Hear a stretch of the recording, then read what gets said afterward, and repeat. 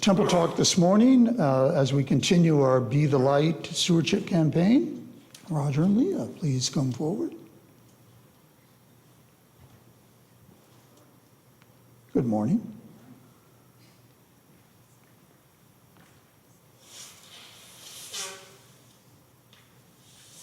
Good morning. When we were asked, oh, can you hear me? When we were asked to do a temple talk, we thought, us? Get up in front of church and talk? Talk about giving and things like that and our talents. But we thought about all the people who have been the light for us. And so here we are. Roger and I came to this church as newlyweds when it was still a mission church. We had no family here in the valley, but Prince of Peace quickly became our church family and our church home with their warm friendliness and the leading of Pastor Brethheim.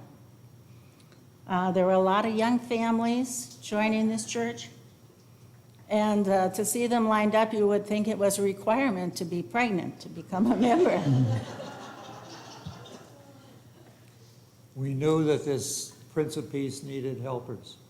It wasn't like church that we grew up in, where people with experience knew how things should be done and the way they were always done.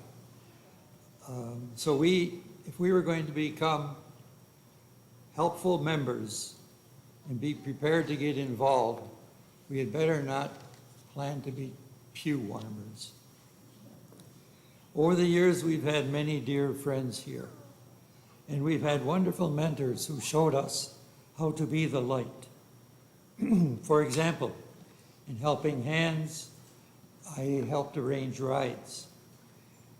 Both of us have been Christ Care, very involved in our Christ Care group. We took communion to shut-ins.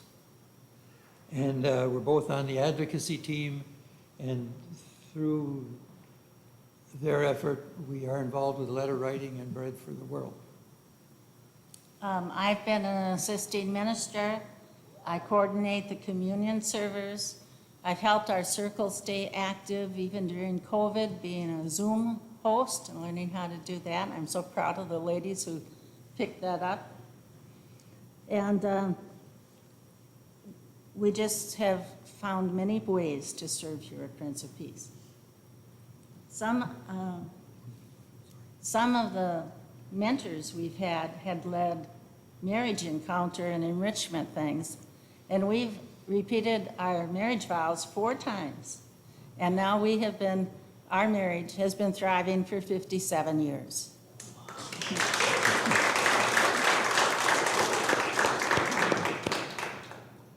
A young missionary couple from Africa who had a sister in our congregation spoke here many years ago. Back in Africa, they always tithed their small salary, and things went well for them. But when they came on sabbatical, they didn't think they could afford all these costs, and they stopped tithing, and just like everything was falling apart and going wrong. So they thought about it and decided they would tithe, go back to tithing while they were here. And everything just straightened out for them. So Leah and I discussed this, and we decided that we too wanted to tithe. But back in those years when our income was rather small, we couldn't tithe all at one time. So we added a certain amount each year until we did reach the tithing stage. And we learned that lasting satisfaction is only found through what we give and not what we get. We've always had enough. We've flourished and even had the joy of being philanthropists. As a recent Christ in Our Home devotional says, and Christ in Our Home is available at the back of the, or right below the Luther emblem, if anybody is interested in having one. Leah and I try to start our day as often as possible with this devotional.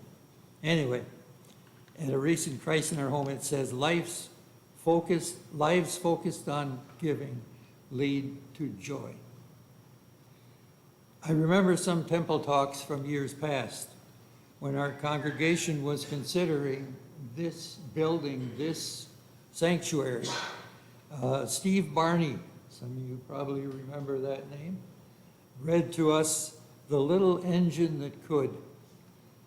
Ken Garkey, who was our financial secretary for many years, talked about us needing to get around to it rather than delaying in regard to upping and committing our pledge, and gave us each a jar opener with that motto.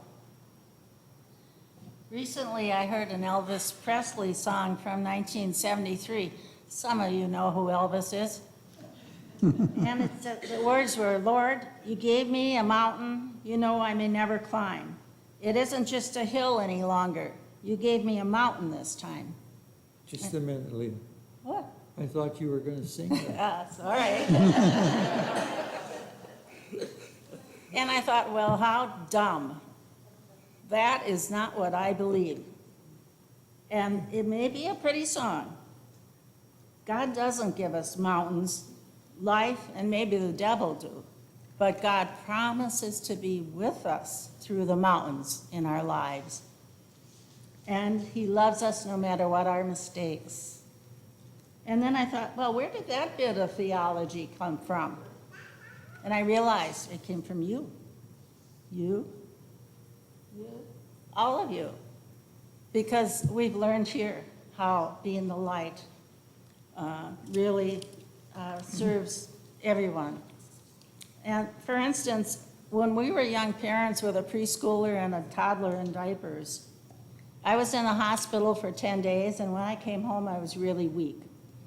And fortunately, Roger was done with his summer job, and he found out what it's like to be home with no adult conversation and in charge 24/7, and he did a great job. But it wasn't all me. Friends here at church heard of our dilemma, and several brought meals for us. That was so appreciated and warmed our hearts. Surely God was showing us his love and support through them as they were being the light.